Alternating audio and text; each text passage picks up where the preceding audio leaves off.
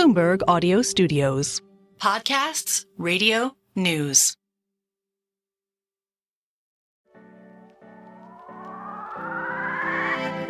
Well, Elon Musk is now the richest person on the planet. More than half the satellites in space are owned and controlled by one man. Well, he's a legitimate super genius. I mean, legitimate. He says he's always voted for Democrats, but this year it will be different. He'll vote Republican. There is a reason the U.S. government is so reliant on him. Elon Musk is a scam artist, and he's done nothing. Anything he does is fascinating to people.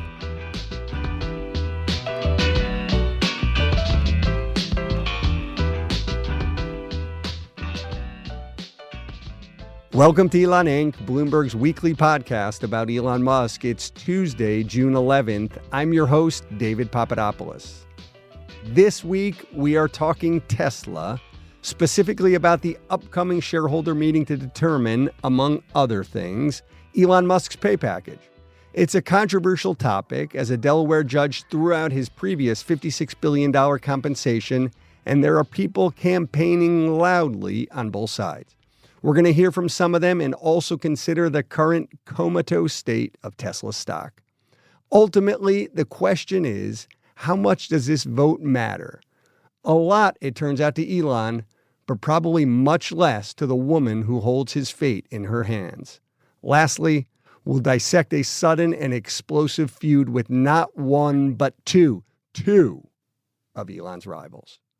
To talk about all these things, we are joined by our all-star panel, Max Chapkin, senior writer at Bloomberg Businessweek. Hello, Max. Hey, David. Hey. And Dana Hull, our ace Elon Musk reporter. Dana, welcome. Hey. Later on, Esha Day, a senior reporter with the markets team who focuses on EVs, will join us to talk Tesla stock. But Dana, let's jump right into it. The vote on Elon's pay package, among other votes, will happen on Thursday. But just remind us of what happened back in the courtroom in January and what's occurred in the months since.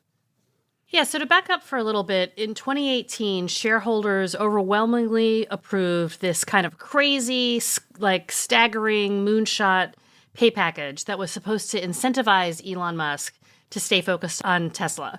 At the time, everybody thought it was crazy, but he hit all of the milestones and became the richest man in the world in the process. The problem is that Tesla's board is filled with his people like his brother Kimball and his friends. And many critics would say that it's a captive board. And a shareholder sued over these issues, and litigation went on for years. I flew to Delaware to watch Elon Musk and former board member Antonio Gracias testify in court. And then in January, the judge in Delaware basically came out and sided with the shareholder and said, this board is captive and rife with conflicts of interest, and the board really didn't negotiate this pay package, and this is hugely problematic. So she voided the deal. Elon got furious, and now to sort of remedy all of the faults that she found with the 2018 package, Tesla is doing this kind of weird, risky, novel legal strategy where they're bringing the same package before shareholders again 6 years later in the hopes that having a revote will somehow convince the Delaware court system that everything is now fine. Okay, and that's where we stand now. Now, Max, indeed, this is a pretty unusual pay package. I feel like when you talk about CEOs of big companies here in the U.S., you talk about millions with an M. I mean, billions with a B, as part of, bonus included and all that, is almost unheard of, right? When you see big numbers like this in the billions, it's almost always like a huge amount of stock, which is what this was. This was not a cash compensation. This was the board giving him a huge number of stock options, which is kind of normal in the world of startups, much smaller companies, but and even the kind of structure of this and the upside and all that, it would be kind of normal if this were a much, much smaller company with a few venture capital investors. Very unusual in this case. Of course, Elon has always kind of wanted to run Tesla as his as if he were running a private company, which, creates certain opportunities. I mean, he's even said he's flirted recently with the idea of taking Tesla private again. Right. And he, of course, we all know he did the funding secured thing. He's done this multiple times. I mean, it creates certain things that I think work really well for Tesla, and we're running into a situation where, it seems like maybe there's some fundamental problems with how Elon thinks of himself and his role within the company, vis-a-vis the American legal system and the Delaware courts and so on. All right. So I want to listen for a second to the yes case and the no case, i.e. those who are arguing that, yes, we, the shareholders of Tesla, should give Elon his pay package, or no, we shouldn't. We're going to listen to the yes case first, as expressed by Ron Barron, who's a big Tesla shareholder, and he said this on CNBC the other day. I think in the next 10 years, we're probably going to make 4 or 5 times our money again in Tesla. So he's created tremendous wealth for people, and he was paid, if this contract is enforced, which I think it should be, he's paid $56 billion. So it's like winning the lottery, if you, and Joe was talking about before, you win the lottery, you don't tell someone, oh, sorry, you won so much money, you have to give it back. I remember thinking. That's the yes case. The no case we get from Earl Frunk Puppy Banning. I think the court rightfully pointed out some significant problems with the initial disclosure of the comp package. Also, the court ruling has pointed out obvious problems with the general governance of Tesla, which have become so profound over time as you watch Elon buy a social media company and tarnish the brand and seem to be a part-time CEO. This no vote is an opportunity for shareholders to speak up about these issues and hopefully bring some rational governance back to Tesla. Thank you. Now, Dana, what's up with this Frunk Puppy name? So Earl is a fascinating guy. I've known him for a long time. He is a big Tesla fan, and he's very active on X, formerly known as Twitter, and he's very funny. He's got a great meme game. He's been like one of these longtime retail shareholders who is very active in the Tesla community as it is. And the fact that Earl is voting no is significant because Tesla has been actively courting retail investors. The dynamic here before the vote on Thursday is that large institutional investors, including mostly pension funds, as well as proxy advisors ISS and Glass Lewis, are very much against the ratification of the pay package. They're very worried about further dilution. And so Tesla is actively courting its, loyal retail base to vote yes. And Earl is kind of like a prime example of one of the retail shareholders who is very vocally voting no. Right. And so the Frunk Puppy isn't happy. But that gets at something that I really want to lean into for a second here. So we know, Dana, that last time, back in 2018, the vote was pretty much a landslide for Elon, right? The board... 73% of the votes cast were for Elon. And at the time, Tesla's investor relations department did a real vigorous job of kind of selling this unprecedented compensation plan to its largest investors. But a lot has changed since 2018. Tesla is now in the S&P 500, which means that there's more index funds and more passive investing. Elon bought Twitter and renamed it X. Elon started another company. The stock is tanking. So it is a very different dynamic. The shareholder base has shifted. Just the whole perception of Elon as a CEO has shifted. And to me, what's very funny is that the whole point of the 2018 package was to keep Elon focused on Tesla. You could argue that has not worked. I would say not. I think he probably founded 3 additional companies in the time since. I mean, obviously the stock for the most part did quite well until it didn't. But just imagine how many companies he would have founded if he hadn't. He'd have 70 companies right now had Tesla not given him that money. The pitch back then, even if you were a skeptic, I think was a little. Even if you were thinking the way Frunk Puppy is thinking, was a little easier to swallow because it was sort of like, yes, this is an insane amount of money, but he only gets it if our market cap goes up tenfold. So it's sort of like a, win-win. What's difficult here is it's now backward looking. I mean, the market cap is what it is. It's actually it's fallen a little bit, of course, over the last, year or so. But the thing is, it's sort of like, Tesla's in the position of saying, well, we have to honor the deal. And, and some Tesla shareholders, I think understandably, especially given how Elon Musk is behaving, especially given all the sort of big questions about his focus, are sort of, I think, thinking, it'd be nice to get out of it. Right. I mean, the thing at the time in 18 was, I'm handing you these options to get you to focus and drive the company forward and turn it into this enormously valuable company, which he did. Once that struck down, okay, and now he doesn't have it. Well, sort of the Max, to your point, right? The value now is the value. Why do I don't know, if I'm a shareholder, why do I need to give you that money for past performance, right? I think the idea is that, the guy does need to get paid. I mean, at some point, they're going to have to figure out how to compensate him for his work over the past 6 years. And that's certainly the argument that, Robin Denholm, the chair of the Tesla board, and all of the bulls are making, a deal is a deal, pay the man. He does need to be compensated in some way. Yeah, Dana, actually, we have a clip of Robin pitching the yes vote, and here it is. The Tesla of today is utterly transformed from the Tesla it was in 2018, thanks in large part to Elon's leadership and vision. We are on the cusp of our next great growth wave. You have seen for yourself what 5 years under the leadership of an incentivized Elon can do to the value of your investment. Protect that same value creation potential for the future. Man, that's a very good accent. It almost makes me want to vote yes myself. But I wonder, Dana, if Elon or perhaps Robin would probably say, hey, no, nobody put me up to this. But it seems like internally within the company, there are a lot of Tesla employees, high-ranking employees getting out, pushing the yes case. Perhaps speaks to a bit of the sense of urgency inside Team Elon. Oh, for sure. I mean, they have a sense of the vote count, right? And they know what percentage of retail investors have voted, and they are actively talking to their largest holders, and they know where they stand. I mean, just over the weekend, we saw Norway's sovereign wealth fund, which is a top 10 holder, come out and say that they're a no. I mean, the way to think about this is a political campaign. Elon Musk is the candidate. His pay package is the platform. And you've got surrogates from the board, Ron Barron, Kathy Wood, coming out on CNBC and elsewhere, talking about the yes case. So it's this is a campaign with a lot of surrogates, but they wouldn't be running such a hard campaign if they had the votes. This is going to be a very close vote. And I personally think that it will pass, but it's not going to pass by the margin that it did in 2018 because it's just a very different company now. And it's a different company in a different time.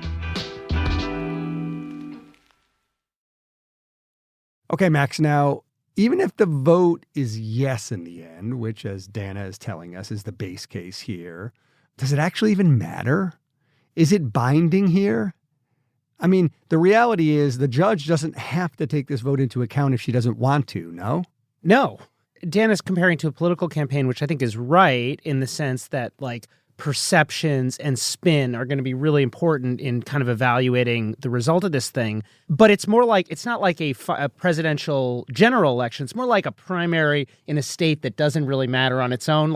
Think the Iowa caucus, right? The Iowa caucus doesn't decide. I love the Iowa caucus. Yeah, exactly. But it isn't binding in the sense that it's not going to decide the election, but it is going to shape what happens next. And I do think here, If it passes, it seems like the path is pretty clear, right? They're going to appeal the Delaware court decision. They're going to say, look, we disclosed all this stuff to our shareholders. They're still for it. Dear judge, give Elon his money. Now, but if it fails or if it passes very narrowly, I think it's pretty bad. And I think it's especially bad if it fails, because then all of a sudden, I don't know, their legal strategy's out the window. They're going to be kind of back where they started. And I think they're going to have to start to think about renegotiating pay at a lower level, which is going to send Elon. It's going to send him ballistic. I mean, I would think that to a certain degree, if it is a no vote, given Elon has publicly threatened to take his toys and leave Tesla, it would essentially be the shareholders calling his bluff, dude, go, there's the door. And then the question is, Dana, does he go?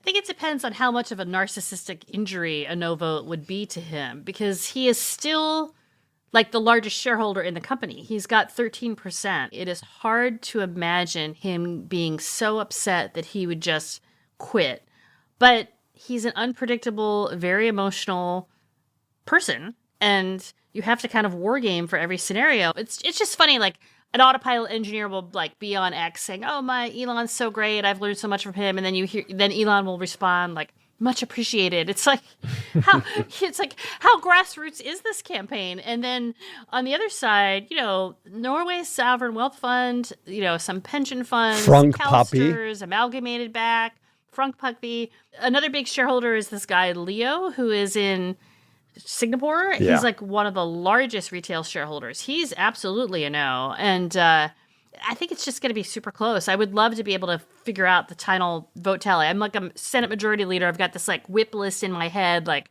every day it shifts a little bit. And I have to tell you, like Tesla employees are telling me that they're getting phone calls like asking them, "Have you voted?" And if someone says no, they're like, "Oh, would you want to vote right now?" Like they are really pushing retail. They're calling people. They're emailing people. Like shareholders have gotten voicemails. Wait. But so they're calling their own employees who own the stock and they're saying, "Dear sir, have you Big Brother? Oh, you haven't? Big Brother would like you to vote now?"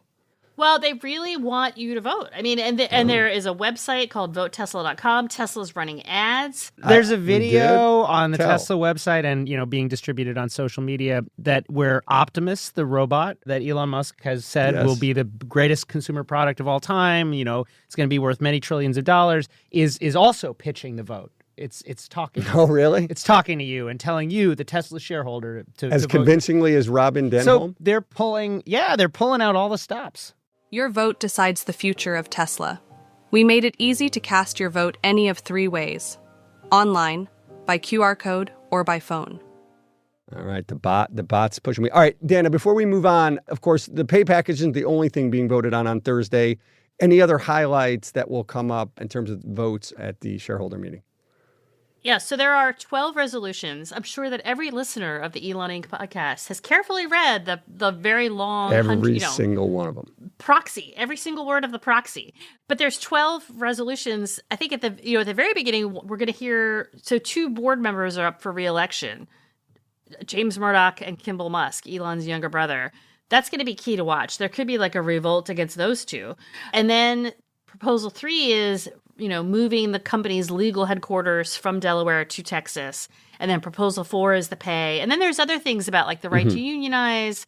So the pay package is the big one, but we've got to pay attention to the other ones as well. And we could have a split scenario where like maybe shareholders say yes on Texas, but no on pay.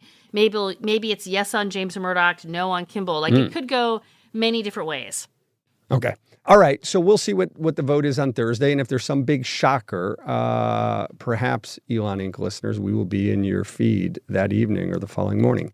We're going to go on to talk about Tesla stock. And to do so, we're bringing in Esha Day, a senior reporter in the markets team here at Bloomberg. Welcome, Esha. Hello. So, Esha, last time you were on, you told us in our vast audience that Tesla is a wildly volatile stock, perhaps the most volatile in all of the S&P 500. And as I look at the Bloomberg terminal, I see a stock that is comatose, flatline, boring as hell. What is going on, Esha? I like that word, boring. And who would think of, using that word along with Tesla or Elon Musk for that matter, right? But sure, if you look at Tesla shares over the past month or so, the stock has been trading between a very, very tight range, about like $10, $12 usually. And that is not typical of the Tesla stock, right? Let's take a look at some of the measures that traders usually look at. For example, historical volatility. It's basically a measure to kind of get a sense of how the stock price has been fluctuating over a certain period of time. So Tesla shares historical volatility over a 10-day period. Last week, I think last Friday to be precise, dropped to its lowest since October of 2021. So that tells you that this is atypical of Tesla stock. But at the same time, this is rather typical of a stock that is kind of expecting a milestone event that could lead to further volatility in the future. Whenever I see a stock behaving this way, be it Tesla or any other name, what it tells me is that investors are moving to the sidelines.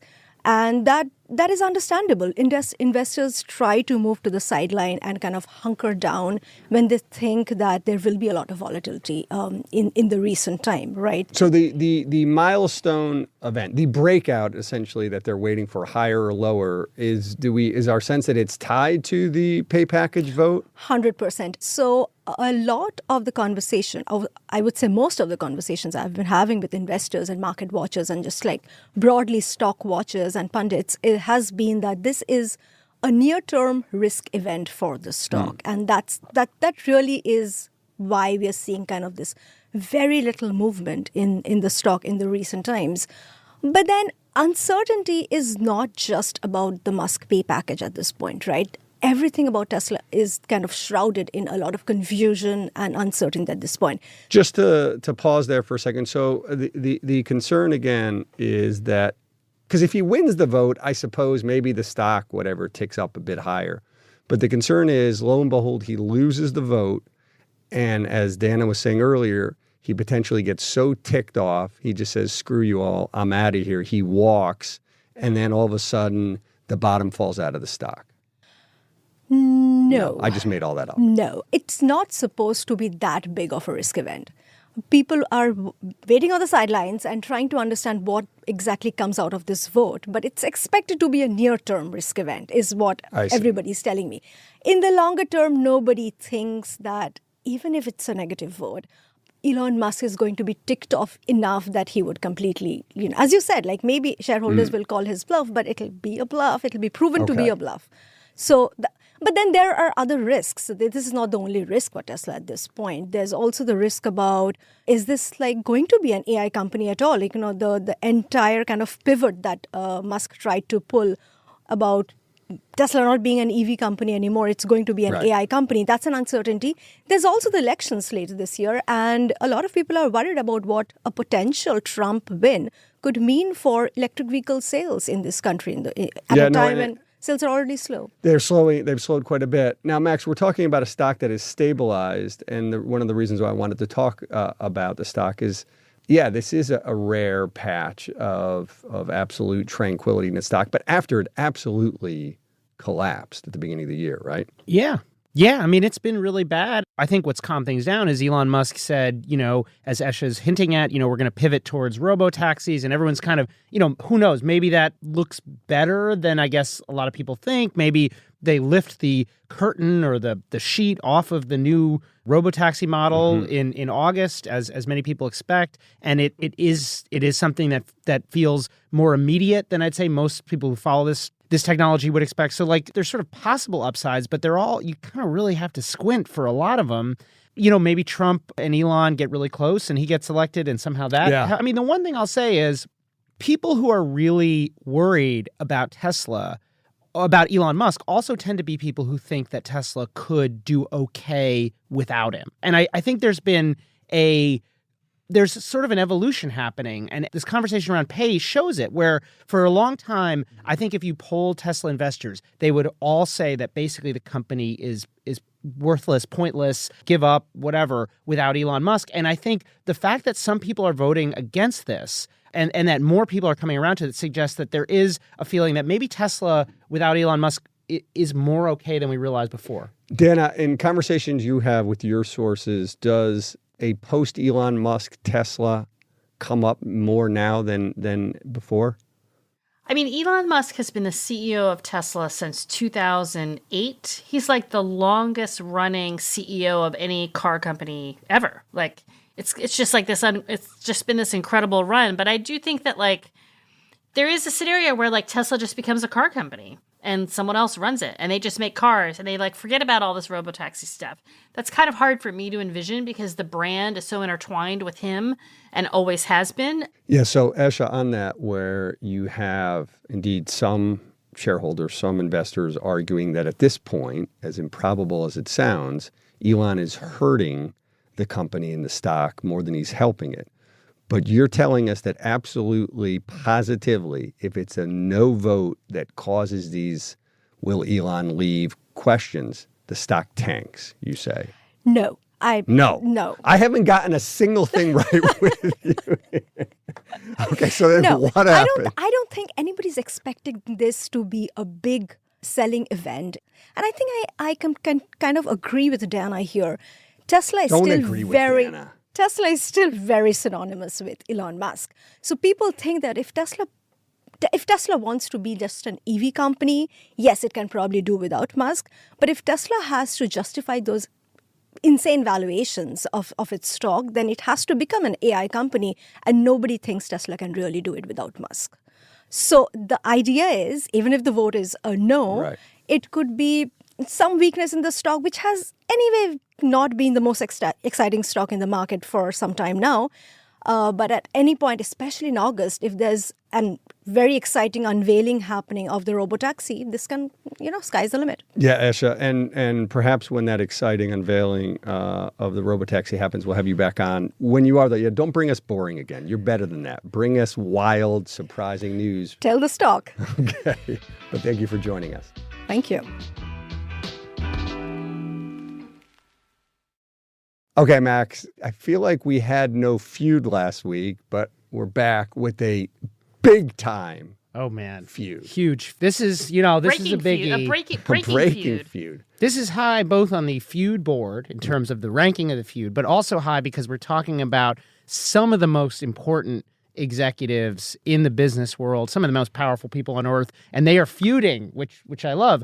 Yesterday, Tim Cook and a bunch of Apple executives went through a huge sort of developer conference. This is one of their regular events. This is one of the event where they talk about software updates, and it was all about AI. And there were a bunch of little things, the iPad. I don't know if you knew this, David. The iPad has a calculator now. But the sort of most significant announcement was that there is going to be an integration with OpenAI inside of iPhones. And I believe eventually, other Apple products. So you can essentially ask Siri to ask OpenAI something. And while this was going on, Elon Musk, as he often does, picks up his phone and starts sending messages. And the nature of the messages are, Apple is terrible. This AI thing is an affront to privacy. If this happens, I will ban Tesla employees from bringing their iPhones. He even proposed a sort of solution. He's going to have little Faraday cages. That's a little metal box. Yeah, I didn't know what a Faraday cage was. Tesla employees will have to put their iPhones in on the way into the office to sort of keep Tesla and his other companies pure of this nefarious influence of this AI company that he doesn't like. And of course, this is a So it is. He's rekindling simultaneously two feuds. Exactly. This is Elon Musk versus Tim Cook, which we saw playing out during the sort of conversation of advertising on X last year. And this is Elon Musk versus Sam Altman. So essentially, Elon Musk, I think, in addition to kind of expressing his continued distrust, distaste, and so on for OpenAI, also kind of, as he does, maybe watching a lot of people talking about Apple's new calculator and talking about Apple's new AI features and, sort of missing the spotlight. He's still ranting this morning. He woke up today What did he and say? was like, the truth is that handing your data over to digital superintelligence that Apple themselves cannot even build or understand at the operating system level is insane.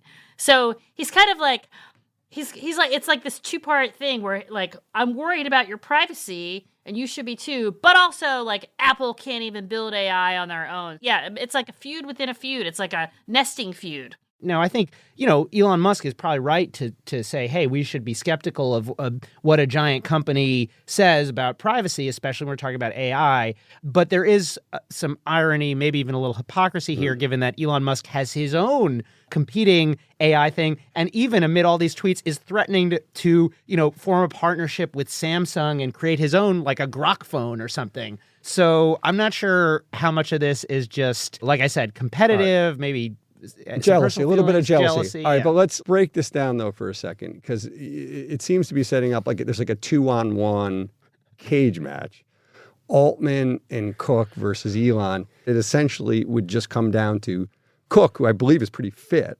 Cook is fit, but he strikes Musk. me as a pretty, he's like a pretty laid back guy. He's very California. He's not angry. He doesn't have the know anger that he to has match the Musk. killer instinct. And of course, Musk, as we know, he's trained on the streets of hard knocks, and he knows all the judo tricks. We've talked about this at length on the podcast. So I'm a little concerned. He could take the two of them out. Now, the question is, are we talking about a tag team or a 2-on-1? Sam is also younger. He has youth on not his to side. be ageist, but like Elon's got a birthday coming up.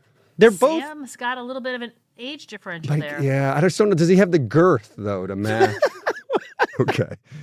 Before we move off the feud, beyond all the oddity of it and the surrealness of it, is there, at the end of the day, anything actually serious about it? Like, if he really bans these products from integrating with his own products? No. I mean, I don't think... No. I don't think he's going to ban iPhones from Tesla headquarters. I do think, like, the thing that I started... Because yesterday I was pretty dismissive of this. It just looked like a guy with main character syndrome, wanting to be the main character. But today there are a couple of tweets he was responding to talking about the prospect, like I said, of a partnership with another phone company, a Grok phone.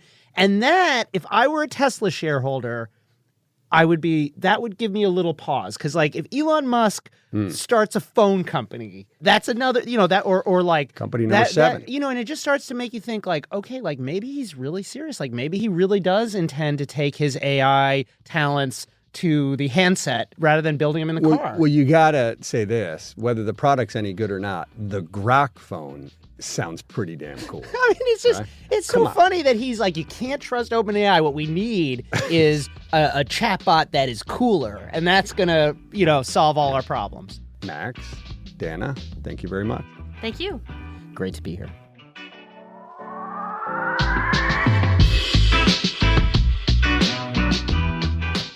This episode was produced by Stacey Wong. Naomi Shavin and Rehan Harmanse are our senior editors. The idea for this very show also came from Rehan. Blake Maples handles engineering, and we get special editing assistance from Jeff Grocott, Antonia Mufarech, and Arafat Jalasho Perry. Our supervising producer is Magnus Henriksen. The Elon Inc. theme is written and performed by Taka Yasuzawa and Alex Sugiura.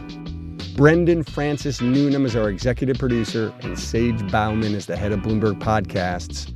I'm David Papadopoulos. If you have a minute, rate and review our show. It'll help other listeners find us. See you next week.